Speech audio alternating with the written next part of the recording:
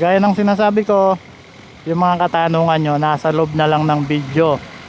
Kaya na, wag nyo na kayong magtanong kung nasaan yung address. Nilalagay ko palagi yung address kasi napaka-importante yan. So makatulong man lang tayo doon sa mga walang trabaho. At the end of the day, o sa mga susunod na araw, may magpapasalamat sa atin, malaking karangalan. So yun lang, gaya ng sinasabi ko, hindi po ako affiliated na mga agency dito sa Manila. Ako po nagko-content lamang. Isa po akong joyride MC taxi rider na naggagala-gala dito sa Maynila. Actually kanina hindi na nga ako kumuha ng booking Sinadya ko na to.